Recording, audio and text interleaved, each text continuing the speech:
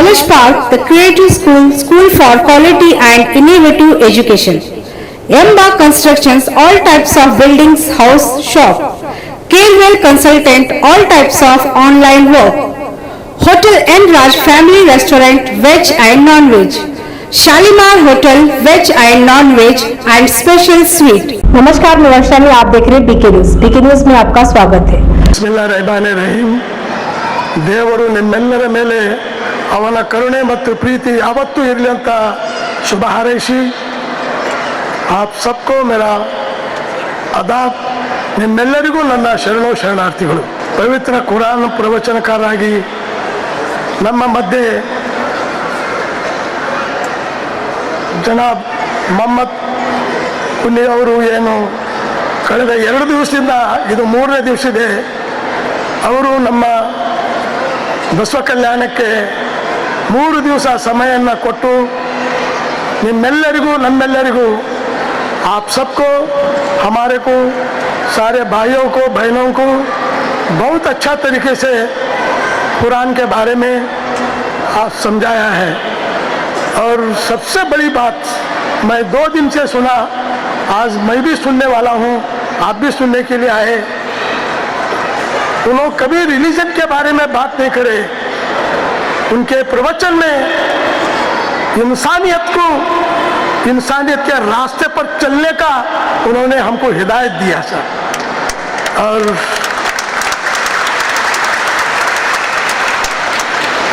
इंसान को अगर ये बहुत बुरा वक्त भी आया तो आप सब कुछ बेच लो, जागीरी बेच लो, जायदाद, किडनी बेच लो, क्या भी बेच लो, मगर अपना ईमान को मत बेचो बोल के उन्होंने बताया।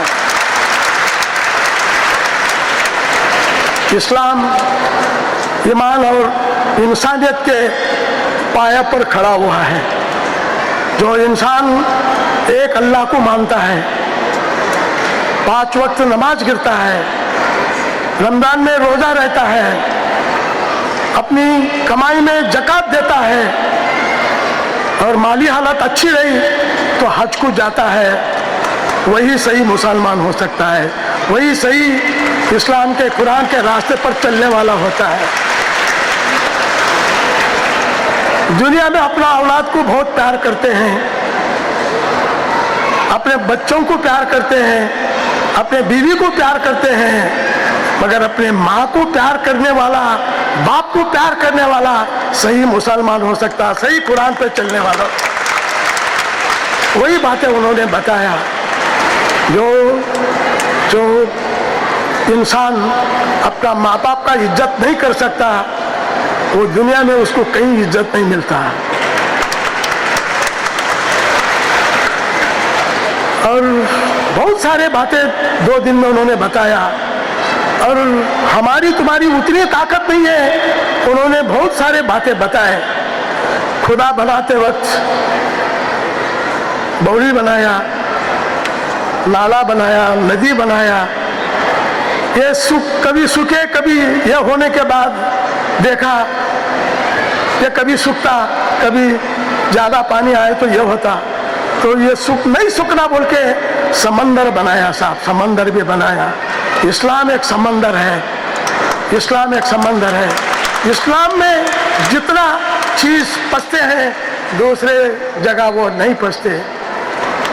इस्लाम में बेवा, यतीम, बेसारे, ये लोगों को जो उनके ज़िंदगी को जो सजाता है उसको अल्लाह प्यार करता है, उसको चाहता है, उसको मदद करता है, उसके सर पर हमेशा उसकी निगाह रहती साहब।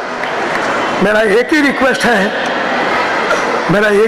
है, 5 खजूर पर निकाह हो सकता है और सब कुछ महंगा कर रहे, निकाह महंगा मत करो साहब।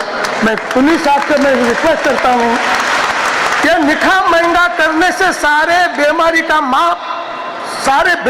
माँ ये जो महंगे निकाह करे हैं, कहाँ से कर्जा लाना, कहाँ साइट बेचना, कहाँ घर बेचना। बोले बेटी पैदा हो तो खुश रहो, तुम निकाह महंगा नहीं करे तो हर बेटी पैदा करने वाला खुश रहते साहब। तुम महंगा करे तो उन्हें क्या करेंगे। अभी बहुत सारे सरकार बोलते बेटी बचाओ बेटी पढ़ाओ, बेटी बचाओ बेटी पढ़ाओ। ये तो हुजूर का नकल कर रहे तुम लोग। ये तो हुजूर बेटी पैदा हुए तो उसको जमीन में गाड़ देते थे। इसको दुनिया में पहला इंसान है, पहला हुजूर साहब, उसको रोकने का काम कोई करे तो हजरत मोहम्मद पैगंबर साहब करे, दूसरा कोई नहीं करे। मैं खवातीन हमारे बहनों से मैं रिक्वेस्ट करता हूं, कभी कभी ये लोग हजरत मोहम्मद पैगंबर साहब को, कुरान को भूले तो चलता, मगर तुम लोग कभी नहीं भूलना, तुमको बचा के आज तक लाए वो हजरत मोहम्मद पैगंबर साहब लाए। और जितना सादा रहेंगे, सीधा रहेंगे और जितना कम खर्चे में तुम्हारा जिंदगी जुटाएंगे उतने समस्या कम हो जाते हैं। तुम जितना महंगा करेंगे, तुम जितना शान और शौकत बढ़ा के चलेंगे, कर्जा लेके गाड़ी लिए, कर्जा लेके कपड़े लिए, कर्जा लेके मकान बनाए, तुम्हारे बेचैनियां की बीमारी ज्यादा बढ़ते जाएगी। और समाज में तुम गाड़ी में बैठ के मैं बड़ा आदमी बोल के तुम बोलते, मगर रास्ते पे जाने वाला बोलता ये बहुत बड़ा कर्जदार है, वो बैंक पे कर्जा है, ये बैंक पे कर्जा है, वहां डुबाया यहाँ डुबाया बोलते सब, उसको धोखा दिया, इसको धोखा दिया बोलते सब। धोखा देने का कम करो, सादा सीधा रहने का सीखो। 5 खजूर पर निकाह हुए सरकार। देखो इस्लाम में जब खाना शादी में हम जाते हैं तो सामने रख देते, तुमको जितना लगता उतना लेने का है, दूसरा जगह नहीं। वो लोग परोसते थे, तुम खाओ मत खाओ, डाली चमचे से डाली डाल देते, डाली डाल देते। इस्लाम में वो नहीं है, तुमको जितना जरूरत है एक दाना भी वेस्ट नहीं करने का। अगर कोई मजहब सिखाता है तो वो इस्लाम सिखाता है, दूसरा कोई नहीं। और कुरान के बारे में सबसे ज्यादा मालूमात मुझे मिले हैं तो मंगलूर वाले के कृपा से मिले। और यहाँ भी हमको जो 2 दिन से अच्छे बातें, अच्छे उन्होंने कुछ भी नहीं, दूसरा क्या भी नहीं बोले, लेफ्ट राइट चले तो तुमको एक्सीडेंट नहीं होता बोल के बताए। तुम लेफ्ट जाने के बजाय राइट गए तो एक्सीडेंट होता। तुम्हारा लाइफ कैसा रहना, हुजूर जो बताए उसका क्या ये है, उस पर तुम चलना बोल के उन्होंने बताया। इसलिए माँ बहनों का इज्जत करो, भाईचारा मजबूत करो। और अल्लाह हमको जो इंसान होके दुनिया में आने का जो मौका दिया, इंसान होके हम आए और इंसान होके जाना, हैवान होके शैतान होके नहीं जाना। ये मेरी हाथ जोड़ के आपसे विनती है। मुझे ये सभा देखकर शायद मैं यहाँ पर बहुत सारे फंक्शन करे, हमारे मुजाहिद पाशा साहब भैया नहीं, हम आप बहुत सारे फंक्शन करे, मगर यह हाल कभी नहीं भरा। मैं असलम साहब को भी शुक्रिया अदा करता हूँ। यह मुझे ऐसा लग रहा, ये महात्मा बसवेश्वर 12वीं शताब्दी में अछूत की बीमारी को हटाने के लिए, मिटाने के लिए, इंसानों को इंसान का दर्जा देने के लिए 770 जो शरणों को, और सबसे बड़ी बात हजरत मोहम्मद पैगंबर साहब के बाद महिलाओं को इज्जत देने वाला महात्मा बसवेश्वर भी है। मैं महात्मा बसवेश्वर अपने ये दलित शोषित लोगों को गले लगाया, अपना समझाया, इसलिए रजवाड़ा उसके खिलाफ हो गए, उसको गद्दी छोड़ना पड़ा, रजवाड़ा छोड़ना पड़ा, और आखिरी में अपना जान को भी तोड़ना पड़ा, छोड़ना पड़ा।